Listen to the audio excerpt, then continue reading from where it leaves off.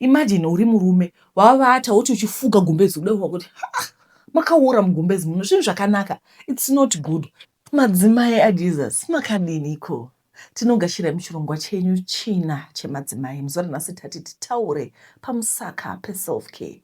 Self-care is not a sin. A few days ago ndakaona post paFacebook yakaiswa namai Musara anonzi Rotina Musara. Ndofunga kuti vazhinji venyu munomuziva. Vakaisa post yavo vachigadzigwa kumeso.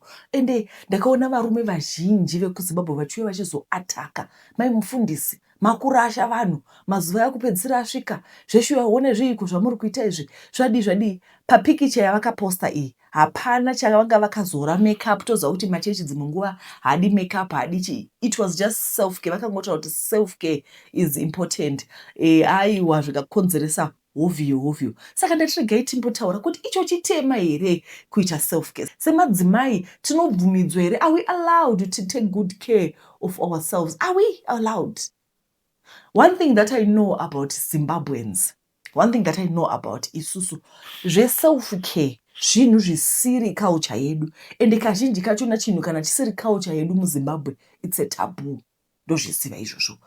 Varume havazvidi, havadi madzimai anozvibata zvakanaka. Kazhinji kachona makambori here mumachechi mamunoenda umu kunonzi nhasi papa vauya kuti mufundisi panonzi ngauye vari kufamba vasi voga, vari kufamba nemudzimai wavo, mudzimai wacho akasumuka. Tarisa murume akapfeka sutu yakanaka, akagera ndebvu dzake. He is on point. Chitarisa mai mufundisi vanenge vachiita kunge ndivo mai vamufundisi. She will be looking very old. I don't want to lie. Our culture as Zimbabweans haipromoti self-care. Kazhinji kachona makamboona here maJapanese they practice self-care each and every day. It's their culture. But with us Zimbabweans, the moment we start adopting zvimwe zvinoitwa nemumaculture, aiwa nengwadiwa munhu wadiaboros. Ende chimwe chandakaona ndechekuti by traveling, if you travel, hanzi if you do not travel, it's like you are given a book with the 1000 pages, but unoramba uchingoverenga page 1. Saka the moment you travel, maziso ako anovhurika. Ndoda kuti ndikupei a typical life of a Zimbabwean woman. MaZimbabwean women zvavanoita, they work very hard. I think most munobvumirana neni. Most Zimbabwean women takura tichiona vana mai vedu vachisenga mabhegi vachienda kuBotswana, vachisenga mabhegi vachienda kuTanzania, macross border. Ukada kutarisa majority macross border ndiva nani? Madzimai vanenge vachishandira vana vavo. I grew up knowing kuti munhu mukadzi anofanira kushandira mwana wake, mhuri yake, vana vake, achiendesa kuchikoro. Baba vanenge vadosara kumba vakaleza zvavo. Vane vadosara kumba, mai ndo vanouya nechikafu. Ndo typical life of a Zimbabwean. Till I got married, that's when I realized no. When I got married, my husband told me kuti I am a provider. Ndini ndinoita zvese. Chero ukashanda aiwa, mari yako, I don't expect anything from you. I am the provider. Saka it was a process of me unlearning zvinhu zvandakakura ndichidzidza zvinhu zviri wrong. So a typical Zimbabwean woman works hard. Havana nguva yekuzorora. I remember mai wangu akasvika pakubuda musana chaiwo unobuda mudisk. Kana wabuda unodzokera woga by default. Hakuendwi chiropractor. Aiwa tina tsika iyoyo. These women, they abused. Vanoabusiwa. That's why muchiona kuti a lot of Zimbabwean women are bitter because they're coming from bitter backgrounds. Ivo vanoitawo bitter. Bitterness actually is transferred from generation to generation because people, they work hard. They don't know the good life. They don't take good care of themselves. Chimwe chachona, they are not appreciated. And chimwe chacho ndechekuti madzimai mazhinji vanoenda kundufu. If there is ever, ndina vatete vangu ndipose pandinofona kuti hello vatete, kunonzi vapo, mama vapo, vasiya foni vaenda kurufu. If ever there is something that I know that Zimbabwean women do is kuenda kurufu, vanoatenda ndufu dzakawanda, and they are not appreciated. Nevarume vachona aiwa kazhinji kachona they are not appreciated. Don't come for me. This is on average. Imukana muchiappreciate na kumba kwenyu aiwa totenda Mwari ngaakudzwa. Sitinoziva kuti vakadzi vazhinji they are not appreciated. We expected to work as a donkey. Zvezvi December chisvika kudai unenge uchishanda musana unenge uchabuda zvakare mudiscuss audzokeri kwachiropractor. Saka tiri kuti kudii, I am saying Zimbabwe, most Zimbabwean woman ndoziva kuti munotenderana neni apa. Kazhinji kachona imi vazhinji vakazotanga kuenda kumaholiday kuna Italy nekuFrance nekuGreece, makandozvitanga maenda kuUK. Isakandozvionera kuno kuSouth Africa kuti kotoendawo kuholiday ini nefamily toenda kuvacation. Aiwa, those are things that we never knew. Our mothers, they grew up vakatikudza maparents edu vachitiendesa kumamisha kuholiday. ivo vaitoendawo vana mai edu vaenda kumisha kuholiday vodzoka vakawana mari, mwanangu sungira. Like we've always been raised under hard conditions. Saka life ye-self-care is something that is new. Uzvada nhasi ndauya nemaproducts andinawo, nhasi tichange tichitaura pamusaka pe-self-care. Ndauya nemaproducts ndikuratidze kuti chitema here, taking good care of yourself, kunhuhwirira chitema here, kuzora foundation chitema here.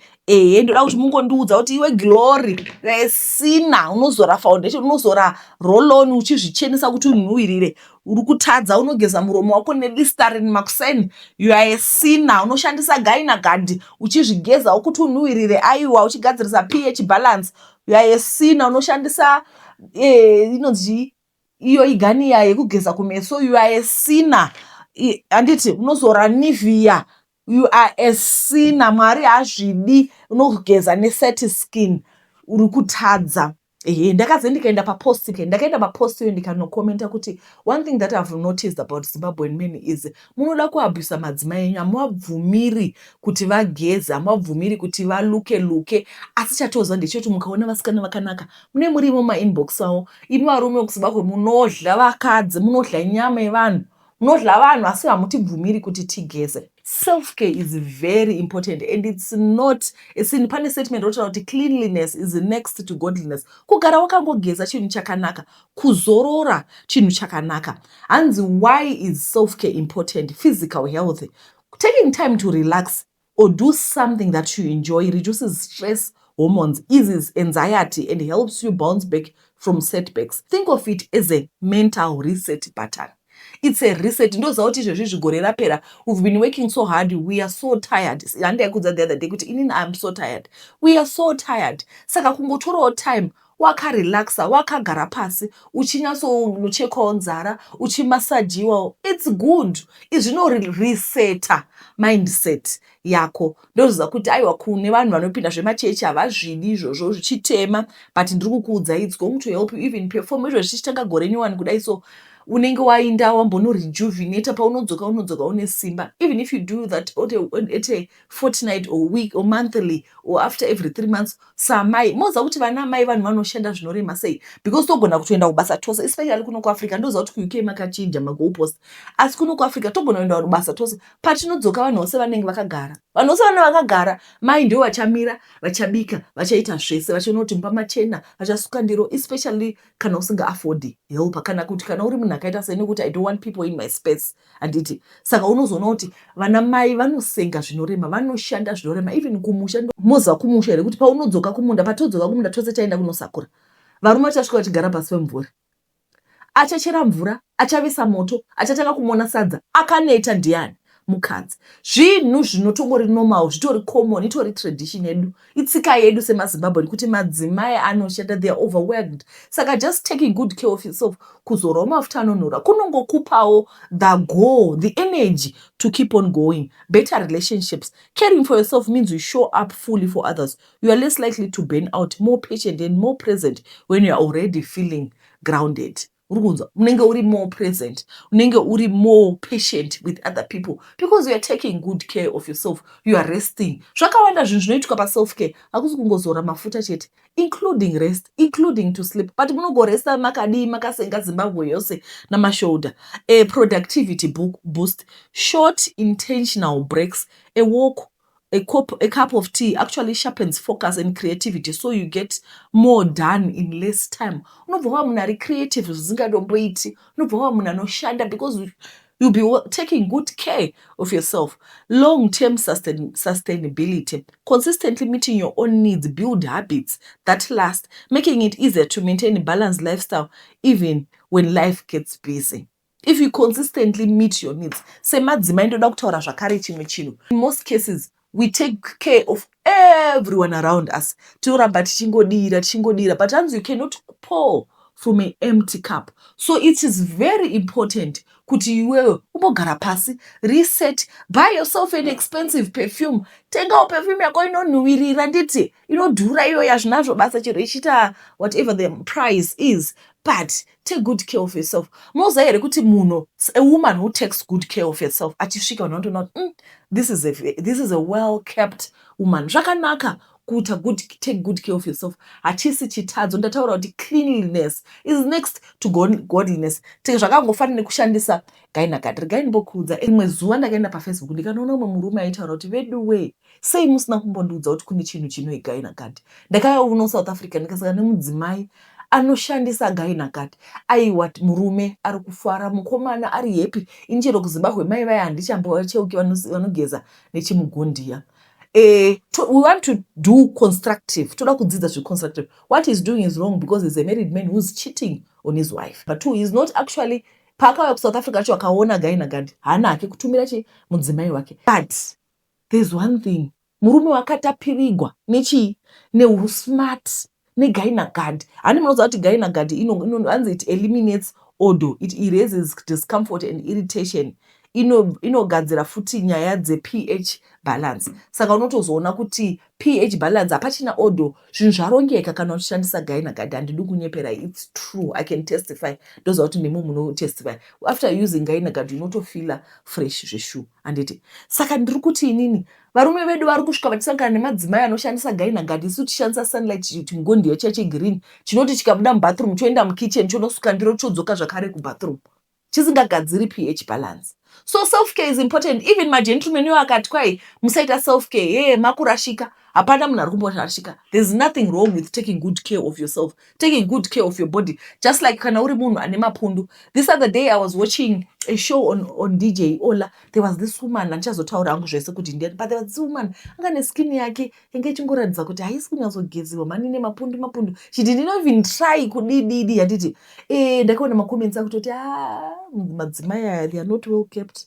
Madzimai aya they are not well kept. You need to take good care of yourself. People will respect you. Handiti zvakafanana nekushandisa Listerine kugeza muromo. Chitadzo chiri papi? Because muromo yedu inosviba. Kana ukavata ukagara for a long time wakavhara muromo hazvinyatsobuda zvakanaka. Handiti so what is the sin there? Ladies, nhasi ndapano kuti ndizokuudzai kuti there's no sin. There's nothing wrong with taking good care of yourself.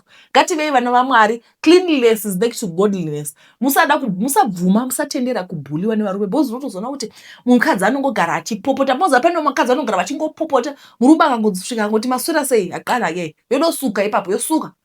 Ichinosuka nje. Vanotanga kutovhiringidzana. Because women are angry, women are tired. So I'm saying taking good care of yourself is not a sin. Haisi chitadzo. Ndisati ndaenda pane vagara vanogara vachibvunza lipstick yandinoshandisa. Ndoziva kuti vemachechi hamubvumi kuti imi machechi nyarara. Isusu toenda kumachechi iwawo, iwo nyaya anonetsa iwawo. Todoenda wena. Asi tozora zvedu lipstick. Iyi ndo lipstick yandozora iyi. Inonzi Revlon. Regai ndikuratidze zvakaita. Yakanzi Revlon. Ameno kana zviri kunyatsobuda yakanzi Revlon Colorstay Matte Lip Crayon. Mogara muchibvunza kuti ndeipi ndiyo iyi. Mai mwana regai ndikuudze. Ini ndinodoenda kumachechi iwaya asingabvumiri zvemalipstick. Asi ndakadoona kuti it's my life. Unosvika pakufa uchirambidzwa nevanhu vanodla vanhu. Varume ivavo vanenge vachiti kwai musazora lipstick, ivo vanenge vachinodla vanhu vane malipstick iwawo. Saka ndakadoona kuti aikasve kofra tobatigwa tigobhuliwa navanhu vanoda zviro. Saka tadzoka zvepanyaya kuti zvakangonaka kuti mudzimai pamwe pacho tinenge tisitorina mari dzekutenga maperfume anodhura, kungotenga roll-on chaiyo inoita 15 rand iyi. Vedu ndoda kukuudzai, roll-on inoita 15 rand. Munoziva here kuti pane rimwe dikita riri offensive rekuti ukapinda mumba unoona kuti pano pamira pachina kumira zvakanaka. Last weekend I was helping my sister to move from a place. She was going to another place. We get saka takatsvaka vanhu varobot vanouya kuzotibatsira. Ndakaona vanhu mumba kwedu vose vakamira pashi vanga vauya kuzobatsira. Ko ndikati ko boys rangu kuchizvika hamba makaipa mba makasunga muchinwa dikita anhu meno. Ndakapindawo mba ndakuti guys muri kuexaggerate. Ndapinda mba ndikaona makasunga kuti shwi. Ndikasvika ndikavhura madhoo ndikavhura mawindo. Unoita kunge uchatora chikorobha ugokorobha atmosphere, so mweya uri mumba uchikorobha mba muchinhuwa nedikita. Guys, dikita riri offensive. Hatingati tichipesana kudai ndowa kuti ndapesana nemunhu. Saka ndikungokurudzirai hama dzangu madzimai, because kwai madzimai munoita munoproduce masmero each 15 rand. 15 rand zvacho. Pane umwe anokuudza kuti inini handizori roll on. Guys, ndoshandisa Dio. Chero perfume yako ikadhura ikadii, as long as usina kuisa roll on uchanhuhwira vanhu. Zvezvo kwai kwasangana perfume neziya apa futi mamwenyu moti hamuti kusamwa mvura. moti kusamwa mvura munoimisha kunhuhwa dikita zvinhu zvakashata fani. Madzimai ngatidzidzei kuzvibata zvakanaka ende musabvuma. I think we also teach people how to treat us. So when I got married, my husband would take my eyebrow pencil, would take my lipstick, would take what, and hide. Apa ndakareba, but iye akareba. Anoviga pamusoro pekuti ndenge ndakuda ma-step ladder kuti ndinozvitora azviviga kwai usapenda muromo. Vakazosarenda. Because this is me. Inini, I don't want to regret living my life because then chingofunga kuti mwana unofunga kuti kudii. No. I take good care of myself. Anditi ganda rangu ndonyatsonika shoti rakanaka. Kana mukasvika pandiri tikasangana munozoona kuti aiwa tasangana naye, aiwa tazomuona musikana anga akageza. Tichinwira dhishi, tichinwira mvura, tichinwira bhavhu, tichinwira mvura, tinozoona kuti aiwa munhu akageza. Ndikukurudzirai maZimbabwe. A few days ago I met somebody, ndakasvika ndikabva ndamuti muraiti anga achida gotumi kundobva ndamupa, anobva pachannel panapa. Ndobva tapatsana ine. Vakazonditumira message vakati manga muchinwira mai mwana pefimi yenu kudii. Even murume wangu ataura kuti munhu she doesn't live in Luku, Zimbabwe. Ndikati kumaZimbabwe ndiye anoita sei, maZimbabwe ari associated nedikita. Let's take good care of ourselves. Roll on iripo. Pane zviperfume zviya zvinonzi fine fragrance zvapinda patalala kana musinga afford dzinodhura. Aiwa zvoita 20 rand. Chionwira ndeche chitonwira seexam seiyo inonzi ichi isi passionate aditi. Inenge chitonwira seoriginal iyoyi. Kana kuti mutenga Avon, maperfume eAvon anenge aripo. Munhu ungonwirirawo sezvikuru kupisa kudai. Madzimai patiri kuenda kumaholiday, you need to take good care of yourself. Kana maneta iko kwana amweni uko munadzidza kungoti ini ndaneta. Musana unoita kunge uchadambuka rimwe gore ndakazomboenda zvekumusha. Ndakada nevamuwarora tumwe tumayangu hanzi tudukutu.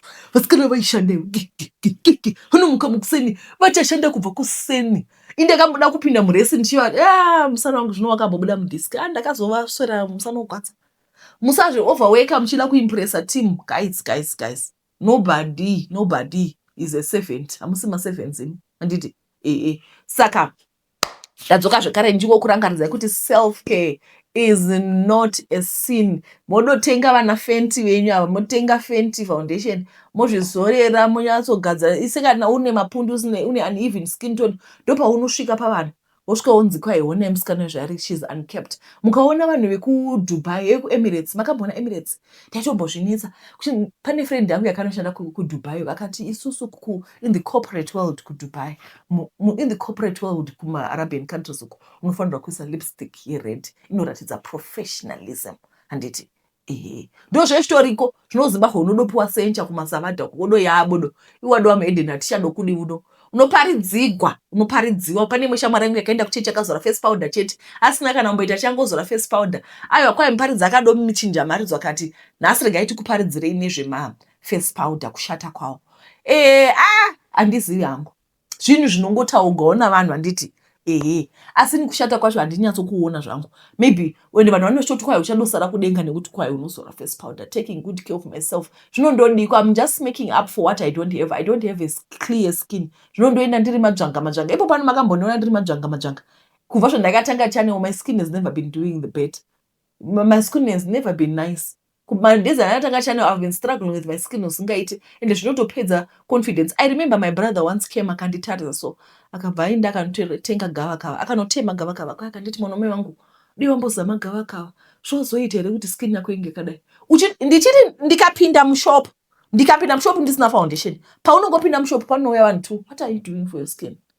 We can help you. People start suggesting. How am I supposed to feel inside? Do you understand me? So ndozvitengera Fenty foundation yangu ndozora kuti at least ndite even out my skin tone so that hazvindi affect munhu womukati affect unodzoka kuti kamwana kadoko warembedza wanzi une skin yakashata madzvaga kumeso. Chero kuti uzotaura nemi kuti hi guys munofara here tokugashirai kuchirongwa mukati mako unenge uri too small, unenge uchiona kuti what can I tell them? Ndakutendai nekuda kwamaita. Tichadzoka zvakare nechina chinotevera. Tatenda. Bye bye.